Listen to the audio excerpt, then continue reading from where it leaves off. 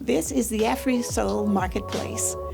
It is a beautiful place for African Americans and anyone to come and check us out.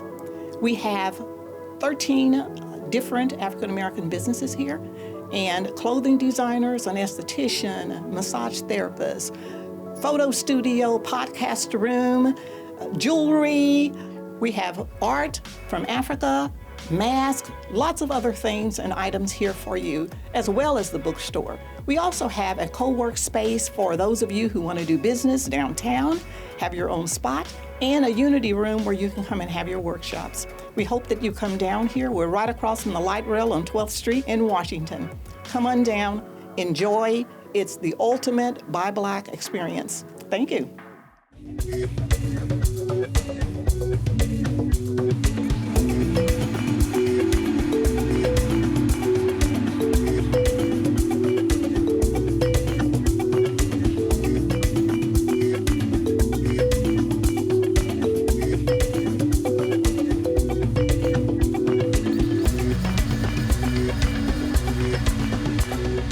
Hello, welcome to Open Door with District 8. I'm Councilmember Carlos Garcia, and today we're at the Grassrootz Bookstore. We're gonna have a conversation of why it's important and meet the wonderful folks that are making it happen. So if you could just talk to us a little bit about who you are, what was the idea behind this bookstore, and what's the need for this bookstore and the work that you all are doing here. Absolutely. So my name is Ali. My name is Kylie. Yep, so I'm one of the co-founders of Grassrootz Bookstore, and we really created it to be a community space. Like, that was the full intent behind it, to feed our community through knowledge, through healthy food. We have a juice bar that we're in the process of launching, and we just wanted to have a safe space where people could come and learn, hang out. The name is Grassrootz. We're organizers, right? So we wanted to have a safe space for organizers, for entrepreneurs, but for everybody in the community. And it's even in COVID times, right? We're trying to be strategic about how we bring community back into the space, how we activate the space again. But we're excited, and we know that there's definitely a need for it. We're in a place here that traditionally and throughout the years is, the Eastlake neighborhood. The Black soul of Phoenix came from this area. The area is changing. It's part of District 8. We have the light rail. We have different folks moving in. Why is location important? Why is it important to be in the area that you all are in? I think you just said it, right? Like, we want to pay homage to those who built businesses and had thriving enterprise. A lot of people don't know the history of Eastlake Park. Black people weren't allowed to live and have businesses north of Van Buren, which is a block north of where we are, right? So this became the hub for entertainment, for culture, for activism, for all these things, right? And as you said, the neighborhood is changing, the demographics are changing, all those things, but we feel that it's really important to still highlight and to still promote Black business in what was, and in some ways still is, the Black epicenter of Phoenix, Arizona. I know it's a struggle to make something like this happen. What did it take? How did this come about? And kind of what's the brainstorming that happened and the work that it took to get something like this going? Sure. So it definitely has been an interesting road to get it to this point. It was a few years in the making. We knew that we wanted to have a bookstore. We know that we wanted to have a space to educate the community, to bring community together, all these things, right? And so we learned a hard business lesson in talking too much. Right, so there was another property that we saw that we liked, and we started to say, this is what we're going to do, this is what we're going to do. Somebody was able to come in with more money quicker, and we lost that opportunity, right? So a few years later, we were fortunate enough to find out about Afri-Soul Marketplace, which is where we stand right now. And so there's a market, there's other space for businesses on the other side, and it was exactly what we were looking for, because it's a community space. It's a space for Black entrepreneurs. And so we were able to work with Dr. Little. I'm very familiar with the history of Phoenix, and this area was Black. It was the Black area. And I saw that it was going away, to be honest. And I knew that this building belonged to Mr. Berry, who's an African-American realtor, well-known family, a history of realtors in his family. And I wanted to do something in this building, in this neighborhood. And my father always told me that I could have a great job, but if I wasn't hiring anybody else to bring them with me, I wasn't doing anything. So even though I got a doctorate, he would still tell me that. And so one of the things that I wanted to do is my husband and I we traveled a lot to Africa, and we fell in love, and we used to bring back products, and people would always ask for them. So we kind of started business. Had a great time. We retired. We owned a shop in L.A. At the Lamert, at the Crenshaw Mall, and had a good time. But when I came here, I couldn't find any African-American businesses. I could find a lot of restaurants that closed, it seemed like as fast as I went to them, and a lot of places that did hair. And but I knew there had to be more. So how do I find them? And I lived here a long time, 40 years, and I still didn't know. And so I thought, okay, if I open this place, maybe I can encourage African Americans to do a couple of things. One, become entrepreneurs, and the other, if they're already businesses, to have a focus of some kind, not just do pop-ups. You can't run a business forever off pop-ups. And so I opened this with my own money. I couldn't find anybody to invest in my idea. And so I pulled money from my own savings and opened it up and didn't have no idea what I was going to do. So I had to figure out how to knock down walls, rebuild rooms, put down floors. You can't imagine the things that I had to learn how to do that I hadn't done before. But it's been so worth it. I'm just, moved by the young people that I see. I'm older, retired, but they already saw the vision as young people about the necessity for African Americans to not just spend money, but to also own businesses so they can give people jobs. Since y'all have opened, what are some of the highlights or the things you've enjoyed the most of this bookstore being open or this community space being used? Sure, I'll let you go first. Yeah, absolutely. So we have so many things going on like in the bookstore. We do events frequently, at least once a month. We have something going on out in the parking lot. We do vegan food markets. We do vending events. We had a Black History event that was super successful. And it really is just showcasing what the community has to offer and just showing all the different areas that we all have pieces of. We all come from different parts, so just bringing it all in one location and then sharing that out with the community. So it's really important. And then, like Brother Ali said, we do have the juice bar coming in, and then with the juice bar, again, that's just hitting on the health and wellness. And then specifically with the collections of books that we have, we're trying to spread awareness about the social injustices that we have in our country. And it's really important to highlight these things and then keep them prevalent and also be a place for people who want better understanding of our culture and of the culture that is in this area. So to keep this space open is an open door for anybody to come in and see what we're about and just to learn something new and just to really be able to give input into their community as well. Really grateful for y'all building the space. I think knowledge is power.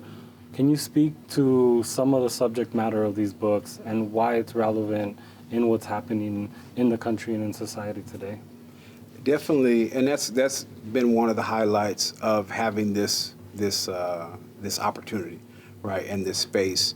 Not just the physical space, but even the space of what the brand represents, and people coming to us looking for education, looking to be more enlightened, right? We have a saying that we exist to create a more enlightened society, right? And as the society is more enlightened, more educated about what's going on, then we're in a better position to face it, right? And as James Baldwin, who's one of the authors that we feature, nothing can be changed until it's faced, right? Mm-hmm. Maybe we can't change everything. So that's one of the things that the name started to get more out there, people started to become more aware of us, right? We would have people coming, searching out for us to learn about what's happening, right? We have Arizona State University, University of Arizona is one of our customers. They have a book club, and so they actually got this book right here for their book club. So you want to talk about race, right? And so that's one of the things that we've noticed is people wanting to understand the history, right? Mm-hmm. How did we get here, right? We see all the symptoms and everything like that, but what's the root cause? We got how capitalism underdeveloped Black America, right? We're going to start a book club about that. And so we have to understand the root causes of these things, and that's what I think I've noticed people wanting to understand even more so. It's like not just the headlines, not just the things that we see every day, but like what's really going on behind it, how do we get here and how do we fix it? Yeah, and I feel like I'm an educator, so as an educator that's been teaching for about 7 years, just understanding the correct history and what everybody has faced in America, and specifically with the young children, just having representation of themselves. So we have our children's collection that people come in all the time asking for. Those are like the first things that go off the shelf are the children's collections that we have, and to really just show representation, because there are people are understanding that representation in the schools are important, and just to showcase the different positive things about our people and just not always highlighting the negative as well. That's a good point. I think one of the things that someone watching this might be thinking is, maybe that's not the place for me, or that's a little scary. They're going to be talking about race, specifically white folks that might think this isn't the space for them. Why is it important for, I think you've created the space for black folks, and black folks deserve beautiful spaces like this, but why is it important for other folks to also show up and be here? And it's not just the books. You talked about it's a cultural space. There's other things. Why should other folks come to the bookstore? I think we have to have a stronger connection, right? If we let the fear set in, and as you said, I was kind of shocked because I was looking at the book behind you called White Fragility, right? Which was one of our most popular books, and we are fortunate because we do have a large customer base of members of the dominant culture, right? They've sought us out. They're looking to be educated. They're looking to support black-owned businesses.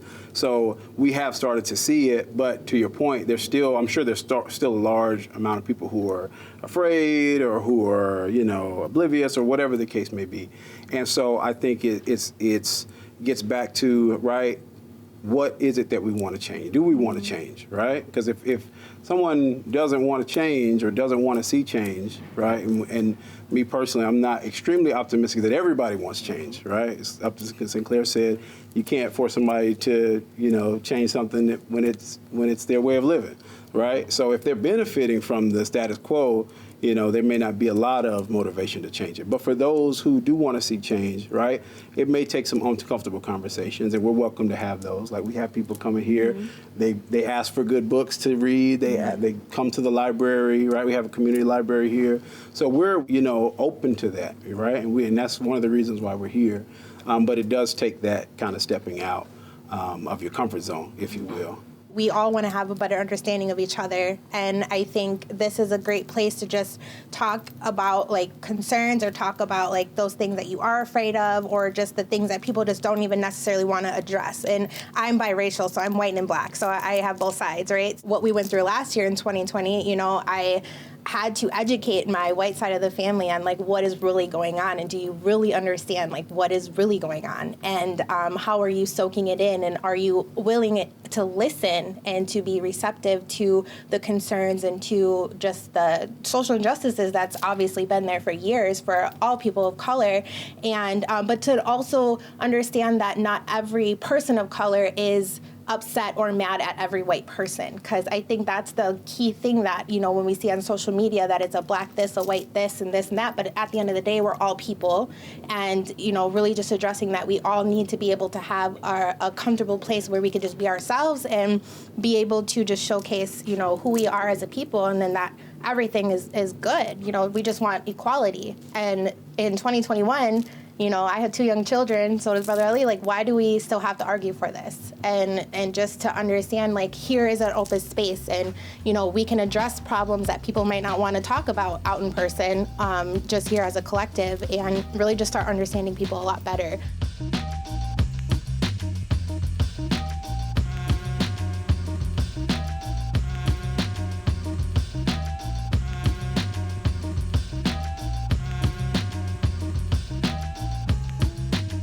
You mentioned this was the traditional black area, and that heritage is really important for people to understand in the city. But I wanted to ask you, why is it important for young black folks and other young folks to acquire or understand other cultures? What can the things you sell here bring to them beyond just another object? If you look right here, this is a lady who worked all her life, retired, didn't think she could draw, and then started drawing. Took a class, She makes cards, she has art. She's retired and she started a business and is doing great. So that's one thing. It gives us a different perspective. When you don't have businesses yourself, that means you have no wealth to leave anybody. So when I pass away, my children will have this to carry on. But typically in African American families, many of them, they may live well while they're alive, but when they're no longer alive, then their children are starting over from scratch. We're always starting over from scratch. From the bottom, always. We build something, they start over from scratch, every group. So everything in here represents a way in which others can see that, hey, we can produce also.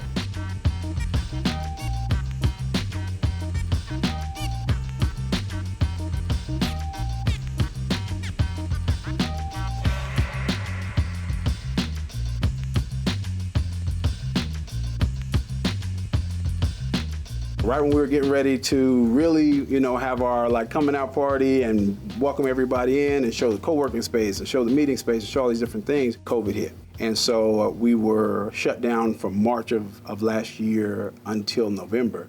And one of the few business lessons that I always share in this experience is, one was adapting, right, and listening to others and feedback and things like that. So we were, it was March, and we weren't selling books. We didn't even have an online store at that time. And it was actually my mother who was like, you should open up an online store. So we opened an online store and we started doing children's story time readings because everybody's at home. My kids were at home. Mm-hmm. We were all going crazy, didn't know what to do. So every Friday we would read children's books on Facebook Live. And then people started buying the children's books. They would go online. Every time we were reading one, they were like, I want to buy it. And so that's what kept us afloat, was just selling, books. And they would buy children, they would buy other stuff. So we slowly started to add titles as we could. And then in May, after the murder of George Floyd, was really when we started to see a even more dramatic shift in the country, right, and in society, of people, like we just talked about, understanding what was the whys behind this, looking at the wealth gap, looking at how capitalism has had these disastrous effects, right, looking at the history of the police and all these things. And so there was an intentional shift of let's support black businesses, and then somehow black bookstores came to the forefront of how do we support the black community is through these black-owned bookstores, which are actually, there's very few in the country. There's even fewer then, right? We're the only one in Arizona, which most people don't realize. And so from then in May, we just were overwhelmed with support from the community, but also just from around the country, of people that were wanting to support black bookstores, wanting to support us, wanting to, learn all these things. And then so from then, we've been just trying to keep up and trying to build on the momentum. And we reopened at the end of November. At the end of November, we reopened, and it's been good. We're slowly starting to welcome people back into the space, slowly starting to get our name out there even more, slowly start to, really figure out, how to capitalize on this opportunity that we have. Very excited to be transitioning the business to a worker-owned cooperative. We want to do business in a very different way, and while we have a platform, we want to send a message that, there's more that we can do than just sell books, right? Even in the nature of how the business is structured. When it comes to entrepreneurial, processes, when you're thinking, running a business, and everything is so fast-paced, with social media, and then just keeping up. So Brother Ali said, we had an overwhelming response from the community to get books, so to order things, to get things stocked on our shelves. We have local authors here for co-signment that we do, and to highlight the independent authors that we have in the area as well. And so as somebody who is a typical 9-to-5er, even though I'm education, but coming in back into an entrepreneurial mindset, and really what does it take to grow your business? So for anybody who's trying to be an entrepreneur, really just kind of going for what is needed in the current time. So for us, we're fortunate in this way because we can share the knowledge. Reading is knowledge, knowledge is power. So all of those things are connected. And I think, again, we have this space that any entrepreneur can bring their stuff here and try to showcase it through co-assignment and things like that. And Brother Ali has his Be Ready program that he's doing to show entrepreneurs how to run their business and their LLC and get it up and going. So there's so many opportunities that they have, or that we have, and apologize, here at the store. So, if anybody ever needs those types of assistance, we have people to help you. People can come in if they would like their workspaces, and then we have access, they can print if they would like to print. We also have where they can rent the space out and do meetings. So we've had book clubs meet in here before, and then so we just have all the different spaces available for people just to come and collaborate, to meet, to work, or just to have a quiet space to sit. When African Americans come here, they know that they don't have to apologize for the way they think, the way they feel, the way they talk, the way they look, any of those kinds of things. They can express themselves freely here. And so it's not just about the art, and then the art helps. It just gives an atmosphere. All of the artwork on the wall is local painters and artists. So they will bring in their works to sell. So all of these pieces are for sale, and then we just leave them up to showcase. Our bookstore is going to get a revamp and hopefully in the next couple months, as we do a campaign fund that's going to be coming out soon. We're trying to revamp the whole store to include our juice bar, but these paintings will still be available. I think this is kind of one of my favorite parts of the store because we have a lot of older books and rare books that you might not find in other places, like these African art books, or this Inside Africa. So just the random things that people give. So we do take donations as well from the community if they would like to donate to our store. Any of the donations that we see, they're very reasonable price. If you are a book person and you just want a collection and just get random books, we have all kinds of books for very low prices for you guys to pick. We've started to pull in some videos. We do video screenings as well. We have a part of our organization of Phoenix LLC. They come in and the Ministry of Information does video screenings. So they're looking at hidden colors right now. So every third Saturday of the month, they come and sit. They'll set up the TV screen, and then you'll be able to just listen and watch the movie and then have a discussion about it. I love it that when we first came in, we have the children book. Yes. I was in education, but I never taught. Okay. My wife's an elementary school teacher. She does a lot of different curriculum, and I have a 4-year-old. Oh, nice. So absolutely. please tell us about this area Great. and why it's important. Yes, absolutely. So children's books, right? So with everything that's going on, we have a lot of people that are asking for inclusion in the books that we're seeing with our children. If you honestly really pay attention to children's books, a lot of books highlight animals more than Black people, and it's actually a statistic. So you'll see here that we are representing people in our books that are people of color. So we do have a variety of collections of children's books. We like to bring public figures out. We did do a children's session that we had. We had an event on who Ida B. Wells was, and we had children sit and watch a video, and then they got to read a story and do a program. So we do have these books all the time. Definitely on our Grassrootz website, we have more than what we have in the store available at all the time. When you're in a place that's produced, set up, intent for you to feel comfortable, it brings a different kind of vibe, I think. Thank you so much for watching us. Remember to buy Black and support local businesses like the one we met here today. See you next time on Open Door with District 8.